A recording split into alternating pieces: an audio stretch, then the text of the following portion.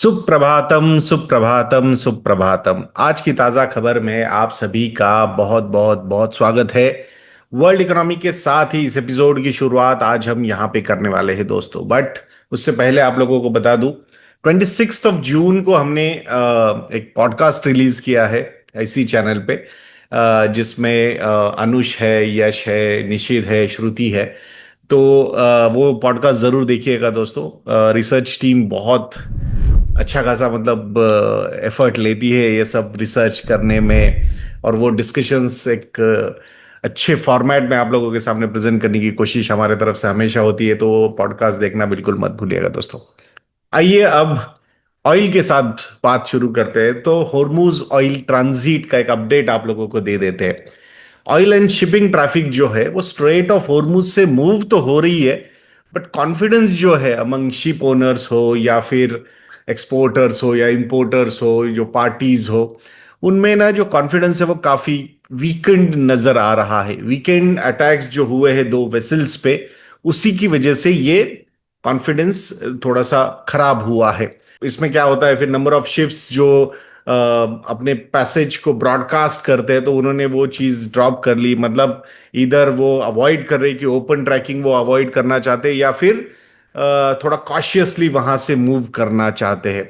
सो ये जो चीज है उसकी वजह से जो शिप ओनर्स है या फिर इंश्योरर्स है या फिर टैंकर ऑपरेटर्स है, they are not feeling very safe to operate in between. हमें ऑलरेडी पता है 1/5 of global oil and LNG flows जो है वो नॉर्मल टाइम्स में स्ट्रेट ऑफ हॉर्मुज से पास होते हैं।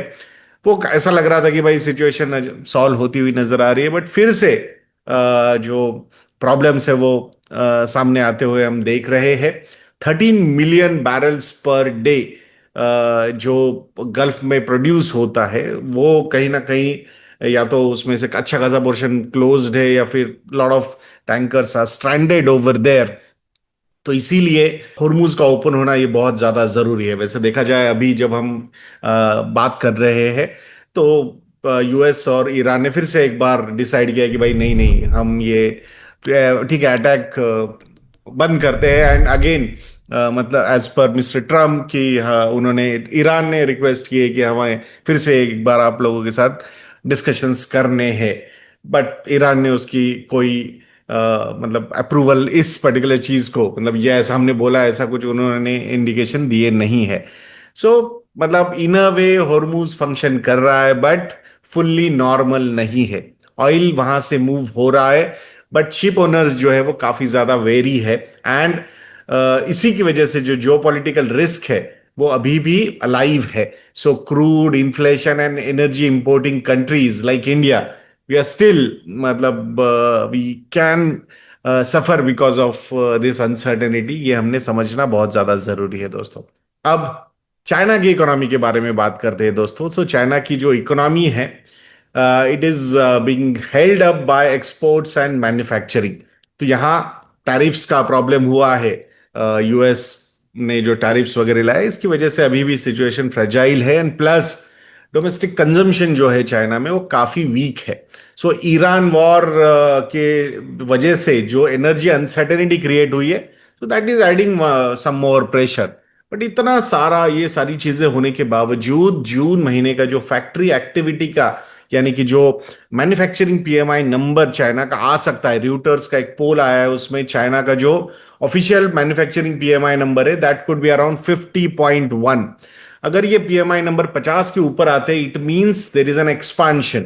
सो प्रोडक्शन मतलब पॉजिटिव है ये चीज है। अगर 50 के नीचे आता है ये नंबर, तो इट मींस कॉन्ट्रैक्शन। तो ये 50.1 आने के चांसेस है, तो it means there is an expansion possibility. So यहां ऐसी कौन सी चीज है जो चाइना की इकोनॉमी को सपोर्ट कर रही है? सो एआई लिंक डिमांड जो है, ये की ब्राइट स्पॉट है यहाँ पे। Year on year 60% automated data processing equipment का जो प्रोडक्शन है वो 60% ईयर ऑन ईयर बढ़ा है। And that is the reason why ये पॉजिटिव यहाँ पे, ये एक बहुत बड़ा ब्राइट स्पॉट है जो सपोर्ट कर रहा है मैन्युफैक्चरिंग को। And because of US tariff uncertainty, a lot of exporters front loaded shipments, because बीच में जैसे उनके सुप्रीम कोर्ट ने इंटरवीन करके वो कैंसिल करवाए थे वो सब टैरिफ्स, फिर उन्होंने कुछ चीजें लाके इधर उधर से थोड़ा बहुत तो टैरिफ वापस लेके आए थे वो। बट अभी हो सकता है कि मतलब फिर से वो कुछ नए रूल्स एंड रेगुलेशंस के हिसाब से यूएस टैरिफ्स को वापस लाए, तो उससे पहले ही एक्सपोर्टर्स अपने जो एक्सपोर्ट्स है वो उसको फ्रंट लोड करने की कोशिश कर रहे हैं। तो ये भी एक रीजन है वहां पे प्रोडक्शन थोड़ा सा बढ़ने का। चाइना का जो कोर प्रॉब्लम है वो है डोमेस्टिक डिमांड। सो रिटेल सेल्स जो है वो वीकन हुए हुए है चाइना में, एंड प्रॉपर्टी क्राइसिस जो है वो अभी भी कंटिन्यू हो रहा है। So household confidence and downstream manufacturers जो है, ये सबसे बड़ा पेन पॉइंट यहां पे नजर आता है। होम प्राइसेस अभी भी चाइना में नीचे गिरते हुए दिख रहे हैं। So China's real estate slowdown remains a drag on wealth effect. तो आपके पास कुछ एसेट्स है और उन एसेट्स की प्राइस कम हो जाती है, तो ऑटोमेटिकली जो स्पेंडिंग है आपका, कंज्यूमर स्पेंडिंग का जो कॉन्फिडेंस होता है वो थोड़ा सा कम हो जाता है। ऑटोमेटिकली उसी की वजह से इंडस्ट्रियल डिमांड भी कम हो सकती है। तो ये सारे कैस्केडिंग इंपैक्ट्स है। प्लस इसके ऊपर और कुछ अगर लेयर ऑफ रिस्क ऐड कर रहा है तो वो है ईरान वॉर। तो उसकी भी अनसर्टेनिटी बहुत ज्यादा है। So energy and logistic uncertainty जो है वो काफी ज्यादा ग्लोबल डिमांड को हर्ट करती हुई दिख रही है। And China being the biggest exporter in the world, उस वो इसकी वजह से डेफिनेटली इम्पैक्ट तो हो ही जाएगा उस पे। चाइना जो है वो सबसे ज्यादा अगर किसी पे लीन कर रहा है वो है हाईटेक मैन्युफैक्चरिंग पे। एआई हार्डवेयर हो या सेमीकंडक्टर्स हो या फिर ईवीज हो या फिर ईवीज की बैटरीज हो, solar, robotics and advanced industrial products, ये जो है ना, ये की ग्रोथ इंजन्स चाइना के बनते हुए हम देख रहे हैं। But tariffs are adding a lot of problem for China, there is no doubt about that. The risk, what is the risk for the world, कि अगर चाइना में स्लो डाउन होता है बट मैन्युफैक्चरिंग वहां पे ज्यादा होती है, तो because of their manufacturing capacity वो सेकंड चाइना शॉक प्रोवाइड कर सकता है टू द वर्ल्ड। इसका मतलब क्या हो सकता है कि चीपर चाइनीज गुड्स जो है ना वो ग्लोबल मार्केट्स को फ्लड कर सकते हैं, और इसकी वजह से जो अदर कंट्रीज के मैन्युफैक्चरर्स है उनके मार्जिन्स को उसकी वजह से हर्ट हो सकता है। इंडिया के लिए अगर हम बात करते हैं तो यहां पे कुछ अपॉर्चुनिटी भी है एंड कुछ थ्रेट भी है। अपॉर्चुनिटी क्या है? Because global companies want to diversify their supply chain from China, apart from China, तो वहां पे इंडिया को एक अपॉर्चुनिटी मिल सकती है। बट थ्रेट भी है कि अगर मतलब जो प्रोडक्शन है चाइना में वो वहां से वो ग्लोबल सप्लाई मतलब फ्लड करता है वो ग्लोबल मार्केट्स को, तो कहीं ना कहीं हमारे देश के जो मैन्युफैक्चरर्स है उनके वो उसकी वजह से प्राइस कंपटीशन की वजह से उनके ओवरऑल प्रॉफिटेबिलिटी पे इम्पैक्ट हो सकता है। सो चाइना की इकोनॉमी कोई कोलैप्स वगैरह तो नहीं हो रही है, बट जो ग्रोथ मिक्स है चाइना की इकोनॉमी का वो काफी ज्यादा अनबैलेंस्ड है। So strong export growth plus strong tech manufacturing भले ही वहां पे है, but weak property market and weak consumption, ये अनसर्टेनिटी वहां पे ऐड करते हुए दिख रहे हैं हमें। अब नेक्स्ट जो है वो इंडियन इकोनॉमी के बारे में बात करेंगे दोस्तों। और मूडीज ने कुछ आउटलुक दिया है इंडिया के लिए। सो ऑयल की रिस्क जो है वो यहाँ से आगे थोड़ी बढ़ी हुई दिखेगी, ऐसा मूडीज का कहना है। But India will hold quite firmly, ऐसा उनका कहना है। So Moody's remains comfortable with India sovereign rating outlook. भले ही यहाँ पे ऑयल प्राइसेस बढ़ रहे हो, वेस्ट एशिया कॉन्फ्लिक्ट हो, बट फिर भी दे फील कि इंडिया जो है, इंडिया की इकोनॉमी जो है वो 6% से इस फाइनेंशियल ईयर में बढ़ सकती है FY27 में। But they are still saying कि ऑयल प्राइसेस का रिस्क रहेगा। एज पर मूडीज 2026 का average oil price, brent crude oil price could be around $95 per barrel. And ये डेफिनेटली एक रिस्क इंडिया के लिए पोज कर सकता है। अगर मतलब यहां पे ऑयल प्राइसेस भले ही अगर ऊपर रहे, but temporary physical deficit breach हो सकता है। बट कोई ऐसा लॉन्ग टर्म इन्वेस्टमेंट ग्रेड को डी रेट करने जैसा कोई सिचुएशन नहीं आएगा। की कंडीशन क्या है? So India must remain committed to medium term fiscal consolidation. तो यहां पे हमने फिजिकल डेफिसिट को बिगड़ने नहीं देना है। Short term slip is acceptable, जैसे इन बिटवीन जो कुछ इम्पैक्ट ऑयल मार्केटिंग कंपनीज ने लिया, कुछ इम्पैक्ट गवर्नमेंट ने अपने रिवेन्यू पे लिया, that is acceptable. But permanent physical drift जो है वो एक्सेप्टेबल नहीं हो सकता। So Moody's expects shipping disruptions through the Strait of Hormuz to continue into autumn. So भले ही यहाँ पे यूएस और ईरान के टॉक्स हो रहे हैं, बट उनको लगता है कि आने वाले कुछ महीनों के लिए तो ये कंटिन्यू होगा ही होगा. सो एंड जैसे कि हम हेवीली डिपेंडेंट है on imported crude and LNG, so but फिर भी I think we will sail through this particular situation quite well, ऐसा उनका कहना है. सो हायर क्रूड प्राइसेस जो है वो ट्रेड डेफिसिट को इम्पैक्ट कर सकते हैं, रुपी पे प्रेशर डाल सकते हैं, इन्फ्लेशन की रिस्क भी फॉर शॉर्ट टर्म रह सकती है. But I think till we are trying to tackle it quite well, ऐसा उनका कहना है. सो जो फिजिकल प्रेशर गवर्नमेंट ने लिया है, जो एब्सॉर्ब किया है थ्रू फ्यूल टैक्स कट्स या सब्सिडीज या फिर support oil marketing companies, I think वो I think this situation will be handled by the government of India very well, ऐसा उनका कहना यहाँ पे है. सो पॉजिटिव फैक्टर्स की अगर हम बात करते हैं, so India's economy has enough underlying strength to absorb temporary external shock, specially because our growth rate is more than 6%, ऐसा उनका कहना है. सो हमारा जो मैक्रो रेजिलियंस है वो काफी ज्यादा पॉजिटिव है, ये भी मूडीज वहां पे हाईलाइट करता हुआ दिख रहा है. सो ऑयल सेंसिटिव सेक्टर्स जो है वो अंडर प्रेशर रहेंगे, स्पेसिफिकली ओएमसीज या फिर aviation, paints, tyres, chemical, cement, logistics, ये सेक्टर्स. बट रिलेटिवली अच्छे प्लेस्ड कौन सी कंपनीज हो सकती है, वो है अपस्ट्रीम ऑयल कंपनीज, रिलायंस जैसी, gas producers, exporters and companies with pricing power, ये अच्छे रह सकते हैं. सो सबसे बड़ा पॉइंट अगर मूडीज के जो रिपोर्ट में था वो ये था कि ऑयल प्राइसेस को देखना बहुत जरूरी है. उनका तो मतलब इंडिकेशन ये है कि $95 पर बैरल रहेगा ऑयल प्राइस. सो वो एक पॉइंट है, बट अगर वो उसके नीचे रहता है एवरेज प्राइस, तो definitely I think for us handling this particular situation could be good. So Moody's ने कहा है 6%, बट बाकी जैसे कि एसएनपी ने कल जो प्रेडिक्शन दिया था वो 6.5% प्लस का दिया था. सो लेट्स सी एग्जैक्टली क्या होता है, कब तक ये इशू सॉल्व हो जाता है और हम इस पर्टिकुलर एनर्जी सिचुएशन को कैसे हैंडल करते, ये देखना भी उतना ही इंपॉर्टेंट है. और इसी के रिलेटेड दूसरी न्यूज है दोस्तों, India lifts curbs on retail petrol and diesel sales to commercial buyers. So 1 जुलाई 2026 से government of India will lift restrictions from selling petrol and diesel to commercial buyers on retail sale.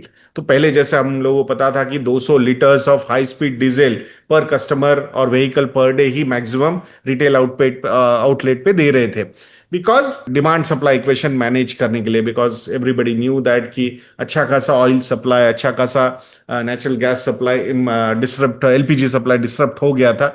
तो ये सारी चीजें मतलब situation को handle करना, unnecessarily hoarding नहीं होनी चाहिए, ये सब फैक्टर्स उन्होंने किए थे. ऑब्वियसली उसका इम्पैक्ट बिजनेसेस पे भी रहा, स्पेसिफिकली ट्रांसपोर्टर्स या fleet operators, industries, institutions, contractors, logistics players, इनके लिए ये निगेटिव हुआ था. बट फाइनली जब अब ये अप्रूवल मिल चुका है तो it is going to be positive for all these stakeholders. So that's a really positive sign. So 1 जुलाई से ये नॉर्मलाइज हो जाएगा. So it is a sign that near term domestic fuel supply concerns जो थे वो अभी काफी ज्यादा ईज हो गए हैं. So now hopefully I think it will add a good impetus to the growth of our nation. अब स्टॉक स्पेसिफिक न्यूज के बारे में बात करेंगे दोस्तों, जिसमें एचडीएफसी बैंक के बारे में बात करेंगे. So HDFC bank appoints mister Rajiv Kumar as non executive chairman. So part time मतलब फॉर 3 इयर्स के लिए उन्होंने अपॉइंट किया है. ऑब्वियसली आरबीआई का अप्रूवल मिलेगा तभी ये फाइनल हो जाएगा. प्लस बोर्ड ने इनको एडिशनल इंडिपेंडेंट डायरेक्टर्स भी बनाया है फॉर नेक्स्ट 4 इयर्स, और जिसका टेन्योर शुरू होगा 30 जून 2026, यानी आज से ये शुरू होने वाला है. जो राजीव कुमार जी जो है वो फॉर्मर आईएएस ऑफिसर है, वो फॉर्मर फाइनेंस सेक्रेटरी भी रह चुके हैं, and for ex chief election commissioner भी इंडिया के रह चुके हैं. इनका जो अपॉइंटमेंट है एचडीएफसी बैंक पे के ऊपर, सो आई थिंक जो मंथ लॉन्ग सर्च चल रहा था, अतानु चक्रवर्ती जी ने जो एग्जिट लिया था, एब्रप्ट एग्जिट जो लिया था, और काफी ज्यादा सेंसेशन भी क्रिएट हुआ था उसके बाद, तो वो फाइनली आई थिंक वो एक वेट जो है वो खत्म हो गया है. इन बिटवीन 90 डेज के लिए के Mistry ji was serving as interim chairman, RBI के अप्रूवल के बाद ही ऑब्वियसली. एंड अभी अगर हम देखते हैं राजीव कुमार जी को। So Rajiv Kumar ji is known for the PSU bank clean up. So उन्होंने एक 4R स्ट्रेटेजी इंप्लीमेंट की थी, recognition, resolution, recapitalisation and reforms. So during his tenure PSU banks जो है उनको 3 लाख करोड़ रुपए का कैपिटल इन्फ्यूजन भी हुआ था उनमें, पीएसयू बैंक्स में।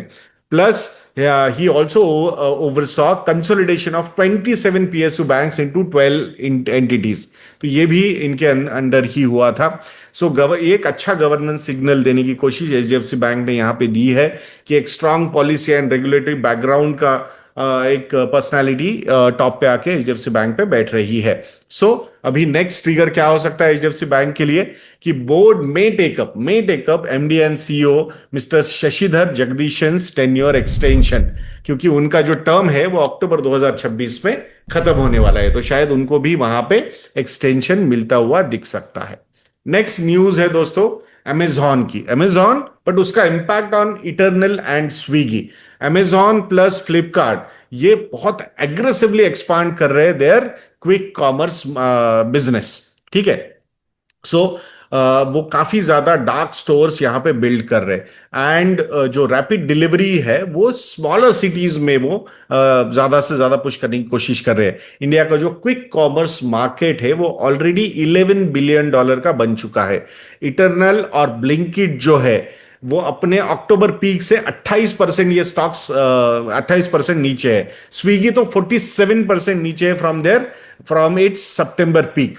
सो ये दोनों कंपनीज ने $15 बिलियन का कंबाइंड मार्केट कैप लॉस लिया है। सो क्या इसका मतलब क्या आ रहा है कि भाई क्विक कॉमर्स में जैसे अमेजॉन हो एंड फ्लिपकार्ट हो, अमेजॉन तो ऑलरेडी हमें पता है इट्स अ ग्लोबल जायंट, और Flipkart which is backed by Walmart, तो ये भी मतलब काफी डीप पॉकेट्स वाली ये जो कंपनीज है, तो ये कंपटीशन बढ़ा रही है। सो कंपटीशन का बढ़ना मतलब सीधा सीधा प्रॉफिटेबिलिटी में डीले है। प्रॉफिट कहीं जाएगा नहीं, ओवर मतलब बट डीले हो जाएगा, मतलब प्रॉफिटेबल तो रहेंगे, ये सारे बिजनेसेस काफी ज्यादा प्रॉफिटेबल रहेंगे ओवर द लॉन्गर होराइजन, ये बहुत स्ट्रांगली लगता है हमें। सो बट जो शॉर्ट टर्म में है तो ये हिकअप्स रहेंगे। So Amazon now orders have reportedly doubled every quarter since launch, so that is we can see that। And Zepto भी यहाँ पे आईपीओ लेके आ रहा है $1 बिलियन का। इट मींस कंपटीशन के पास फायर पावर डेफिनेटली रहेगी। अब फायर पावर रहने का मतलब क्या है, इसकी रिस्क ब्लिंकिट और इंस्टामार्ट के लिए क्या हो सकती है, और उनके पेरेंट कंपनीज इटरनल और स्विगी को, तो हायर डिस्काउंट्स रहेंगे कंपटीशन की तरफ से, हायर डिलीवरी कॉस्ट रहेंगी इनके लिए, बिकॉज ऑब्वियसली जो मतलब इनके पास जो राइडर्स है उनके उनके लिए मोर अपॉर्चुनिटी, मतलब उनकी डिमांड ज्यादा रहेगी, तो उस केस में they will demand more money also. So obviously higher delivery cost बढ़ जाएगी और हायर कस्टमर एक्विजिशन कॉस्ट भी इन कंपनीज को रहेंगी। सो कोर इशू अगर हम यहां पे समझते हैं तो quick commerce growth is strong, there is no doubt about that, but unit economics जो है वो अंडर प्रेशर ही रहेगा ऐसा लगता है। सो सेक्टर अपॉर्चुनिटी काफी बड़ी है, इन्वेस्टर्स के लिए क्या टेक अवे है, सेक्टर अपॉर्चुनिटी काफी बड़ी है, बट प्रॉफिट विजिबिलिटी जो है वो वीकन हो गई है या फिर डिले हो गई है, यह समझना बहुत ज्यादा जरूरी है दोस्तों यहाँ पे। अब नेक्स्ट न्यूज जो है दोस्तों वो है टाटा मोटर्स के बारे में। सो टाटा मोटर्स जो इवेको को एक्वायर करने वाला है, इसकी सिनर्जीज के बारे में थोड़ा सा समझते हैं। सो इन दोनों कंपनी, और ये कमर्शियल व्हीकल है। सो टाटा मोटर्स कमर्शियल मतलब मेन, मतलब अभी तो वही उसी नाम से टाटा मोटर्स एंड इवेको, इनका कंबाइंड रेवेन्यू का जो टारगेट है over the period of next 5 years is $35 to $40 billion, और इनका करंट कंबाइंड रेवेन्यू है अराउंड $25 बिलियन का। तो यहां से ये काफी मतलब ऑलमोस्ट 60% तक ये बढ़ सकता है over the period of next 5 years। Chandrasekaran ji जो चेयरमैन है टाटा सन्स के, तो ही इज एक्सपेक्टिंग कि सीवी बिजनेस जो है, कमर्शियल व्हीकल बिजनेस जो है, वो 1 million व्हीकल्स एन्युअली क्रॉस करेगा after Iveco deal. So goal क्या है कंपनी का कि टाटा मोटर्स को one of the top 4 global commercial vehicle player बनाना है, और इसीलिए ये एक्विजिशन यहां पे हो रहा है। सो इवेको जो डील जो है वो टाटा को यूरोप का एक्सेस देगी, प्लस एडवांस प्लेटफॉर्म्स का एक्सेस देगी, technology and global CV scale भी उसकी वजह से टाटा मोटर्स को यहां पे मिल सकती है। ग्रोथ ड्राइवर्स क्या है इस एक्विजिशन में। एक तो इस एक्विजिशन के पीछे के मतलब क्यों ऐसा इनको क्यों लग रहा है कि भाई यहाँ पे ये कमर्शियल व्हीकल पे इतना ज्यादा फोकस करना चाहिए। तो इसका पीछे के रीजन से एक तो infrastructure spending plus freight demand and global expansion and electrification, ये मेजर ग्रोथ ड्राइवर्स है। So Tata commercial vehicles is targeting double digit EBITDA margin and 7 to 9% का free cash flow of revenue भी वो FY 28 तक मतलब टारगेट कर रहे हैं। सो इन्वेस्टमेंट का प्लान क्या है, 2 to 4% ऑफ रिवेन्यू एनुअली जो है वो फ्यूचर ग्रोथ एरियाज में they are going to invest. Near term risk क्या हो सकती है कंपनी को, वो है हायर डीजल प्राइसेस। इसकी वजह से सीवी डिमांड जो है वो टेम्पररीली हर्ट हो सकती है। इन्वेस्टर के लिए तो यही टेक अवे है कि इवेको जो है ये सिर्फ एक एक्विजिशन नहीं है, ये टाटा मोटर्स की ग्लोबल सीवी स्केल के लिए एक बहुत बड़ी बेट टाटा मोटर्स यहां पे करता हुआ हम देख पा रहे हैं। नेक्स्ट न्यूज जो है वो है गोदरेज कंज्यूमर प्रोडक्ट्स कंपनी के बारे में।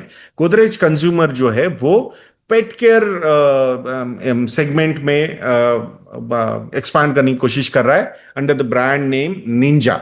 सो Godrej consumer is scaling pet food brand Ninja across south India. So target क्या है कंपनी का, build Ninja into a 500 crore business in next 3 years time. So expansion भी उन्होंने काफी ज्यादा प्लान किए हैं and that to beyond Tamil Nadu. So ये मतलब जो करंट फोकस मार्केट है उनका तमिलनाडु है, बट इसके बियॉन्ड भी वो जाना चाहते हैं। इंडिया का जो पेट केयर मार्केट है ना वो अराउंड 6,000 करोड़ का है, और पेट फूड की अगर हम बात करते हैं itself it is estimated to be around 5,000 crore rupees. So ये यहां पे एक 2 player मार्केट जो है वो वहां से वो अब एक फास्ट ग्रोइंग कम्पिटिटिव स्पेस में ये पर्टिकुलर मार्केट जाता हुआ दिख रहा है, और उसी पे फोकस करते हुए गोदरेज कंज्यूमर प्रोडक्ट जो है वो यहाँ पे एग्रेसिव बेट्स लेता हुआ दिख रहा है। सो गोदरेज को लगता है कि ये जो इसमें पेनेट्रेशन है वो काफी लो है, बट ये पेट ओनरशिप जो है वो काफी ज्यादा राइज हो रही है और ये एक बहुत बड़ी अपॉर्चुनिटी क्रिएट कर सकता है। And that's why Godrej consumer products limited इन्होंने अराउंड 500 करोड़ रुपए का investment over the period of next 5 years यहाँ पे कमिट किया है। सो ऑलरेडी मतलब मैन्युफैक्चरिंग सपोर्ट की अगर हम बात करते हैं तो it is coming through Godrej Agrovet's animal feed expertise. तो इन्वेस्टर के लिए डेफिनेटली यही टेक अवे लगता है कि अभी आज थोड़ा सा छोटा है, but pet care can become a high growth FMCG market for GCPL, ये हमें ऐसा लगता है। नेक्स्ट न्यूज जो है वो है ओबराय रियल्टी के बारे में। ये जो कंपनी है जिसका सबसे ज्यादा फोकस मुंबई पे होता था, but now they are entering into NCR region. Specifically एक मेजर गुरुग्राम प्रोजेक्ट वो ला रहे हैं, और प्लान इन्वेस्टमेंट कितना है, 6,000 करोड़ रुपए का। This is Oberoi's first major NCR project. So strategy क्या हो सकती है ओबेरॉय रियल्टी की, कि भाई जो डिपेंडेंस है मुंबई मार्केट पे उसको कम करना है। So company sees NCR as a capable of matching Mumbai scale development. हमने ऑलरेडी देख लिया है जिस तरीके के सेल मतलब जो प्राइसेस दिखते हैं गुरुग्राम में, तो आई थिंक सो ओबेरॉय भी अब उसके पीछे नहीं है, छूटना नहीं चाहता है। एंड दैट्स व्हाई वो डीएलएफ को एक कंपटीशन ओबेरॉय प्रेजेंट करने की कोशिश ही बोलेंगे, अभी तो मतलब शुरुआत हुई है, मतलब काफी डीएलएफ का काफी फैला हुआ बिजनेस है गुरुग्राम में। So I think Oberoi is exploring those opportunities not only in Gurugram but even Noida में भी they are exploring more land. So NCR focus जो है वो कंपनी का दिख रहा है। सो प्रीमियम हाउसिंग डिमांड जो हम देख रहे हैं गुरुग्राम में, infrastructure growth and luxury real estate momentum, ये सारी चीजें जो है वो यहाँ पे दिख रही है। सो इन्वेस्टर्स के लिए तो यही टेक अवे है कि ओबेरॉय जो है they are moving from Mumbai centric to multi city scale up. Mumbai को इग्नोर नहीं कर रहे वो, बट मुंबई के साथ साथ और भी बड़े मार्केट्स को के ऊपर वो उनका फोकस नजर आ रहा है। अब नेक्स्ट न्यूज जो है दोस्तों वो है यस बैंक के बारे में। तो यस बैंक 16,000 करोड़ रुपए का फंड रेज कर रहा है। सो 16,000 करोड़ में इक्विटी और डेट दोनों रहेंगे। सो बोर्ड ने अप्रूवल दे दिया है। सो 7,500 करोड़ रुपीस इक्विटी का इशू रहेगा और 8,500 करोड़ रुपीस का डेट इशू रहेगा। सो अभी तक फंड रेजिंग की जो इंस्ट्रूमेंट्स है वो डिस्क्लोज नहीं हुए, कि मतलब इक्विटी और डेट तो समझ गया, बट कौन सा एग्जैक्ट इंस्ट्रूमेंट वो लॉन्च करेंगे। इसमें इक्विटी डाइल्यूशन हो सकता है, बट उन्होंने मैक्सिमम 10% तक का ही इक्विटी डाइल्यूशन कैप किया है। सो रीजन क्या है इसके पीछे, एम क्या है ये फंड रेज के पीछे?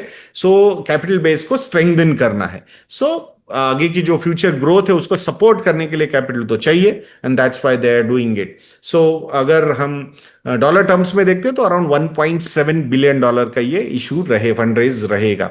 सो इन्वेस्टर्स के लिए तो यही सिग्नल है कि growth capital is positive, but dilution risk काफी यहां पे रहेगी। अब देखते हैं प्राइसिंग कैसे रहेगी, इन्वेस्टर पार्टिसिपेशन कैसा रहेगा, वो सारे plus regulatory and share holders approval कैसे आते हैं, ये देखना भी उतना ही इंपॉर्टेंट है।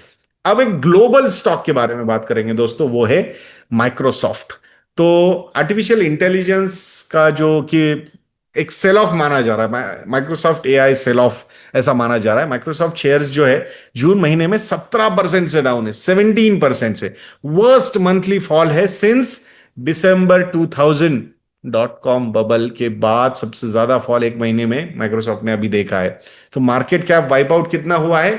570 बिलियन डॉलर का मार्केट कैप वाइप आउट यहां पे हुआ है। This is the lowest closing level since 2023। Okay, so main worry क्या है, मार्केट की मेन वरी क्या है यहां पे, कि एआई कैपेक्स तो बहुत बड़ा है, there is no doubt about that, but उसका पेचेक क्या, पेबैक जो है वो बहुत ज्यादा अनक्लियर है। सो अब ना इन्वेस्टर्स विल स्टार्ट क्वेश्चनिंग कि भाई whether Microsoft can convert AI spending into sustained earnings growth। तो प्रेशर जो है जो लिंक हो रहा है वो स्लोअर क्लाउड ग्रोथ एक्सपेक्टेशंस की वजह से भी है, मतलब जो उनका एक मेन ग्रोथ इंजन है वो भी, एंड इंफ्रास्ट्रक्चर कॉस्ट भी काफी हेवी है यहाँ पे। सो ब्रॉडर थीम अगर हम देखते हैं तो मार्केट जो है वो थोड़ा सा एआई स्पेंडर्स को पनिश करता हुआ दिख रहा है। अभी भी एआई हार्डवेयर सप्लायर्स जो है उनको पनिश नहीं किया है मार्केट ने, बट अगर स्पेंडर्स को आज पनिश कर रहे हैं तो कहीं ना कहीं अगर उनकी स्पेंडिंग कम हो जाती है तो obviously AI hardware people will also suffer because of that. So AI का जो मोनेटाइजेशन है ना वो अभी भी डिसअपॉइंटिंग ही लग रहा है। वैल्यूएशन मल्टीपल्स जो है वो उसकी वजह से कंप्रेस हो सकते हैं। So AI remains a mega trend, there is no doubt about that, but अभी मार्केट्स को ना प्रॉफिट्स चाहिए रादर देन प्रॉमिसेस, ये समझना भी उतना ही इंपॉर्टेंट है। दोस्तों, कैसा लगा आज का एपिसोड, ये कमेंट सेक्शन में लिखना बिल्कुल मत भूलिएगा। और अगर आप लोगों को लगता है कि हम अच्छा काम करते हैं ना, तो इन्वेस्ट.in को विजिट कीजिएगा। दोस्तों, अगर आप हमारे एग्जिस्टिंग सब्सक्राइबर हो तो रिन्यू ये प्रोमो कोड यूज कीजिए, काफी अट्रैक्टिव डिस्काउंट्स आपको मिलेंगे। और if you want to have one on one financial planning sessions with us, तो please contact our relationship cell, will be more than happy to help you on that front also. Next video तक के लिए आज्ञा दीजिए दोस्तों, जय हिंद।